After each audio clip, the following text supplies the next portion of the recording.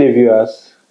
My name is Darlington Okoka, and I wish to welcome you to Delwit Electrical YouTube channel. Today, we shall be discussing on the construction techniques to fit in to the newly passed electricity bill. Like we know, sometime March, the National Assembly has been able to pass the electricity bill that gives room for states to generate, transmit, and distribute power within area covered by the national grid in their states. So this tendency will give room to states to generate power, and there will be a lot of competitions amongst states.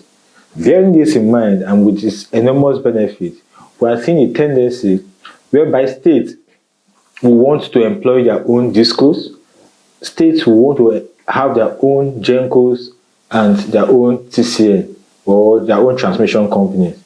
So with this, you will see that there will be a lot of competition. If a particular disco is not doing well, they would withdraw the license from that particular disco and give it another disco. So there will be a lot of healthy competition and the robust network within the electricity sector. Bearing this in mind, we would see that it will not be nice. These days, you see a lot of transmission lines going left, right, and center with the various discos, trying to supply this area, trying to feed this area, and that might not make the environment aesthetically beautiful. Now, if you are giving a particular area, a particular local government to a disco, and you want a reasonable competition, the discos would definitely want to say the only punishment you are giving to that disco is to withdraw their license. The customers themselves might not have that luxury to say, okay, I want to switch. Like the way normally you could port from MTN to Glo, you could port from Glo to Etisalat. So that is how this bill is supposed to give room to customers to port from one disco to another. But considering the corridors that is available, it might not be possible for us to continue to use transmission lines to transmit power. So the only alternative we have is underground cable system.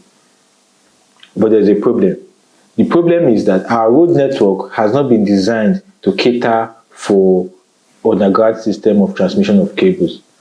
If you use an armored cable now to pass a 33 kV line underground, and a telecommunication guy is coming to do his installation and is excavating or digging, and there is no indication to show, there is no design, there is no sketch, there is no approval, he starts digging and meets the 33 kV line and he cuts it by mistake, automatically he's dead.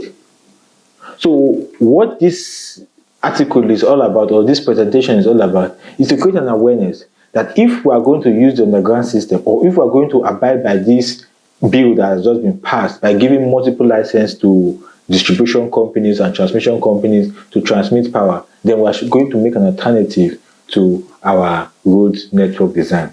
How is this done? For every road design or the map of a state, there is a provision for service duct, what is popularly called the manhole. That service duct should be close to like 2.5 or 3 meters that would enable a workman to walk through and pass your cable. And the Ministry of Energy and Electricity Infrastructure and the rest of them should be able to give licenses and corridors within the manhole that, oh, this service duct is for telecommunication, this service duct is for electricity. By the time you are laying, and there will be cable width indicator to show that, oh, this is 33 kV line, this is 11 kV line, so that there will be adequate protection and security for all workers within the manhole. And when it's done, you can now see it's quite expensive, that's no doubt, but for aesthetic sake, for safety sake, is what we require in our country. So as we plan, as we ask our president to assent to this bill, we should also look in this direction. The cost implication and the aesthetics, which do we prefer? Do we want cables flying up and down and serving as electrical rakes to citizens, or we want underground cable system with a little cost but aesthetically beautiful and safe for citizens? So I leave this as a discussion or as a recommendation to those in authority, Ministry of Electricity, Ministry of Works, Ministry of Infrastructure. Start taking this into consideration so that once this bill is passed, it's not going to be a hairstick. So I believe I've been able to educate you on the proposed electricity bill that is going to be passed and accepted by Mr. President, and what we need to do or what we need to start discussing amongst all the ministries that will be interwoven to ensure that this sees the light of day and be able to have good power system radiating within the state and within the country. Thank you. If this video has been useful to you, kindly click on the subscription icon and subscribe to our YouTube channel. And also click on the notification icon so as to get notified when subsequent videos are being posted. Thank you for coming to Delwit Electrical.